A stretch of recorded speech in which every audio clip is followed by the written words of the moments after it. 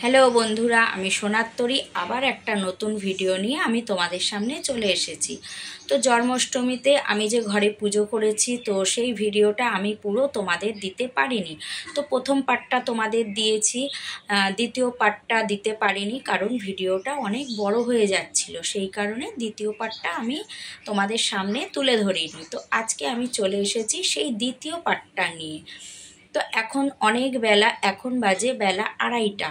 তো এই বেলা 2:30 থেকে আমি শুরু করেছি আমার সমস্ত কাজকর্ম। তো পুজো তো আমার দেওয়া হয়ে গেছে, আগে আমি গোপালকে স্নান করিয়ে একদম সাজিয়ে গুছিয়ে বসিয়ে দিয়েছি। আর প্রত্যেক দিন যে আমি নিত্য পুজো করি সেই পুজোটাও আমার দেওয়া হয়ে গেছে। তারপর আমি এই সমস্ত আয়োজন নিয়ে বসেছি। আজকে আমি এই সমস্ত আয়োজন করব আর তোমাদের সাথে আমি একটু আজকে গল্প করব। তো কি গল্প করব? গোপালেরই গল্প। আমার ঘরে যে গোপাল রয়েছে না, তারই গল্প আমি করব, যে গোপাল আমার ঘরে কি করে এলো। আমি এই জন্মাষ্টমী করছি এই 3 বছর, 3 বছর হলো আমি ঘরে জন্মাষ্টমীর পুজো করছি। তার আগে আমার ঘরে কিন্তু গোপাল ছিল না, কিন্তু আমার খুব গোপালের শখ ছিল যে আমি একটা গোপাল এনে ঘরে পুজো করব। গোপাল থাকলে না ঠাকুরের আসন একদম ভরা ভরা লাগে। তো আমার খুব শখ আমি গোপাল আনবো। সেই মতো আমি আমার বরকে বলেছিলাম যে আমার না খুব একটা গোপালের শখ, আমি গোপাল এনে ঘরে পুজো করব। তা বর বলেছিল ঠিক আছে, একদিন আমরা যাব দোকানে, গিয়ে একটা ছোট্ট গোপাল নিয়ে আসব। তো আমি বলেছিলাম ছোট্ট গোপাল আনবো। তো আমার বরের ইচ্ছে না, ছোট্ট গোপাল না, একটা বড় গোপাল আনবো। ও আবার বড় আনবে, ছোট আনবে না। তো এই নিয়ে আমাদের দুজনের মধ্যে অনেক কথা হয়েছে। তারপর একদিন আমার বর শ্বশুরবাড়িতে যায়।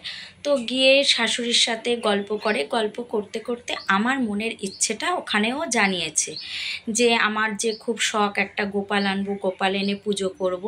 তো সেই মতো ওখানে সেই কথাটা জানানোর পর আমার শাশুড়ি সঙ্গে সঙ্গে শুনে বলেছিল যে না, গোপাল আনতে হবে না, আমি যে পুজো করি, যে গোপাল আমার আসনে আছে, আমি সেই গোপালটাই ওকে দেব, ও ওই গোপালটাকেই পুজো করবে।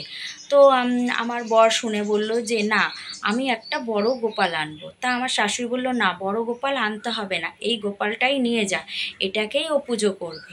তো বলে বর তো বাড়ি চলে এসেছে, এসে আমাকে বলেছে, কিন্তু বিশ্বাস করো আমি কিন্তু খুব খুশি, আমি ভীষণ খুশি হয়েছি কথাটা শুনে। তারপর কদিন গেছে, কদিন যাওয়ার পর দেখছি আমার ছেলে একদিন একটা পিতলের গামলা মাথায় করে নিয়ে ও আমার বাড়িতে ঢুকছে। তো আমি বললাম পিতলের গামলা কোথায় পেলি, এটার ভেতরে কি? ও বলছে মা দেখো এর ভেতরে কি আছে।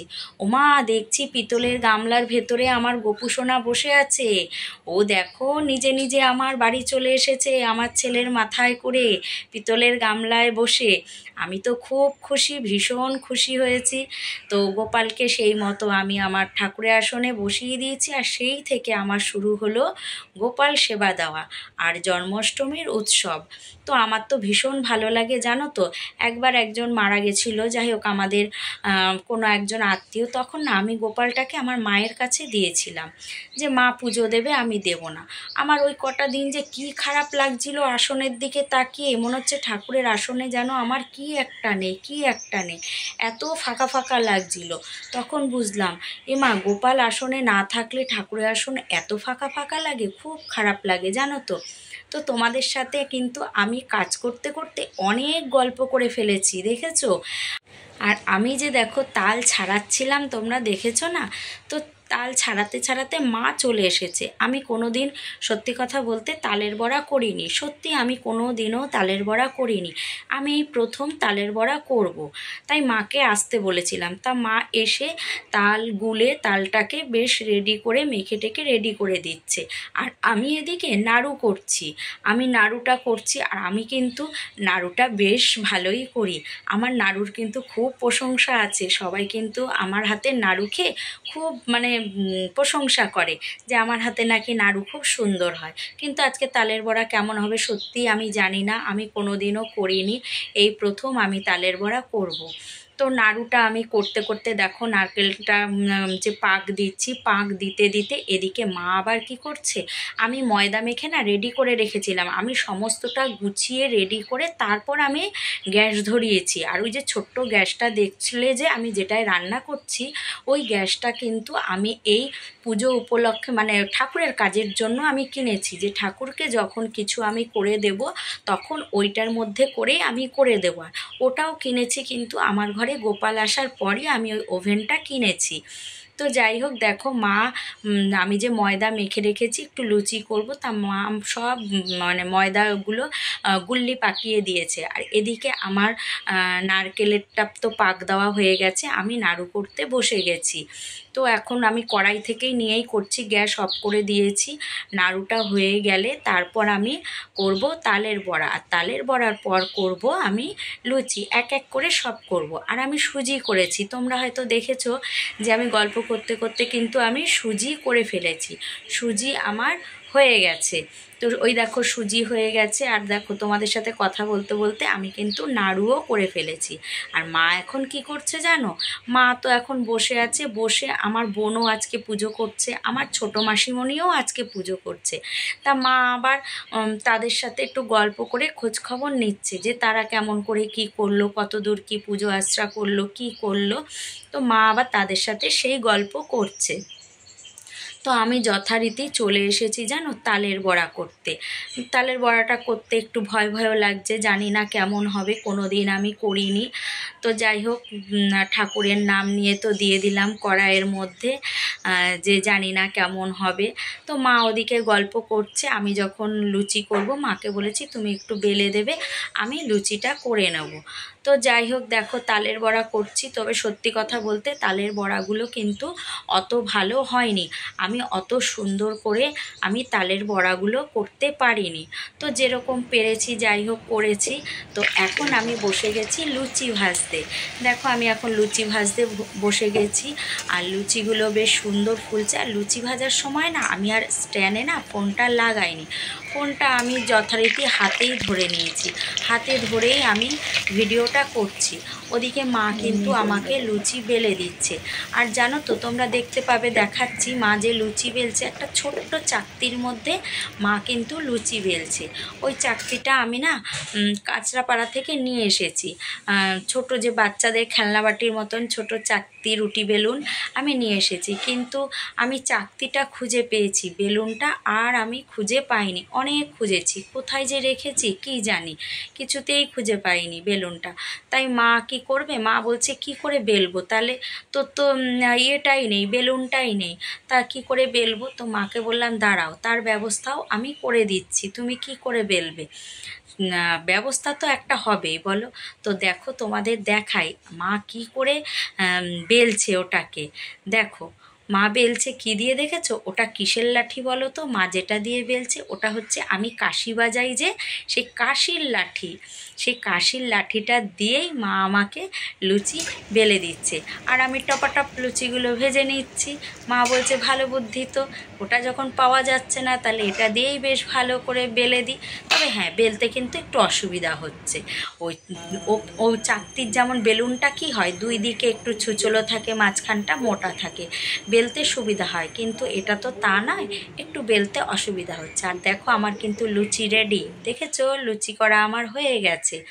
তো এবার আমার লুচি করেছি, সুজি করেছি, তারপর তোমার নাড়ু করেছি, সমস্তটা আমি করে গুছিয়ে নিয়ে দেখো চলে এসেছি ঘরে ফল কাটতে। এখন অনেকটা বেলা হয়েছে, সন্ধে হয়ে গেছে, আমার সন্ধে হয়ে গেছে, আমি সন্ধে দিয়েছি। সন্ধে যেহেতু হয়েছে, সন্ধেটা দিয়ে তারপর আমি ফল কাটতে বসেছি, পুজো দেবো।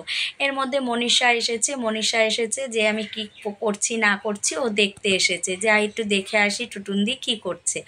তো এসে বসেছে, মাও বসে আছে এখন, তা গল্প করছি আর আমি ফলগুলো কেটে নিচ্ছি। দেখো আমার ফল কেটে সমস্ত গুছানো হয়ে গেছে, ঠাকুরের সামনেও আমি সব সাজিয়ে গুছিয়ে দিয়ে দিয়েছি, দেখেছো। এখন শুধু আমি পুজোটা করব। তো আমি কিন্তু কৃষ্ণের অষ্টশতনাম পড়ব, ওটা পড়েই আমি পুজো করব, কোনো ঠাকুরমশাই দিয়ে নয়, আমি নিজেই পুজো করব। তো মা আর মনীষা বসে আছে, তো আমি সাজিয়ে গুছিয়ে দিয়েছি, সেটা আবার আমি তোমাদের একটু ভিডিও করে দেখিয়ে দিলাম। তো চলো আমি পুজোটা করে নিই, তোমরা সঙ্গে থাকো, দেখতে থাকো আমি কেমন করে পুজোটা করি। জয় জয় গোবিন্দ গোপাল গদাধর কৃষ্ণচন্দ্র করদয়া করুণা সাগর জয় রাধে গোবিন্দ গোপাল বনমালী রাধার প্রাণধন মুকুন্দ মুরারি হরি নাম বিনে রে গোবিন্দ নাম বিনে বিফলে মনুষ্য জন্ম যায় দিনে দিন। দিন গেল মিছে কাজে রাত্রি গেল নিদ্রে না ভজিল রাধা কৃষ্ণ চরণা বৃন্দে কৃষ্ণ ভজিবার তরে সংসারে আইন মিছেই মায়ায় বদ্ধ হয়ে বৃক্ষ সম।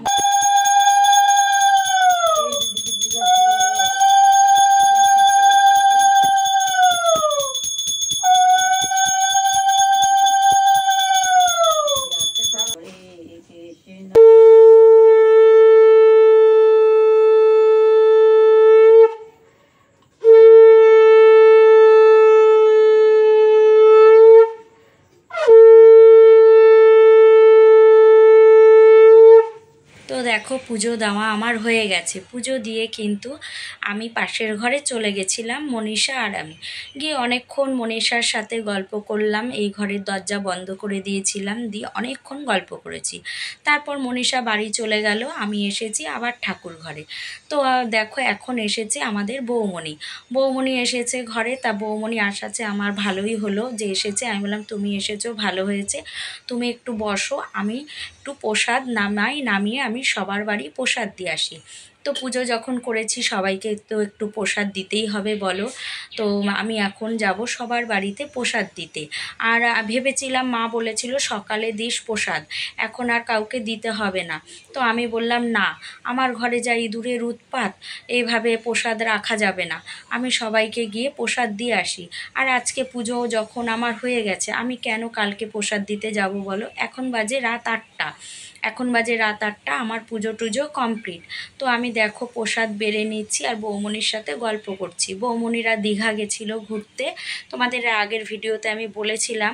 তা ওরা দীঘা ঘুরতে গেছিলো, সেই দীঘার গল্পই করছে, ঘোরার গল্প। আর এদিকে আমি প্রসাদ বেড়ে নিচ্ছি সবাইকে দেব বলে।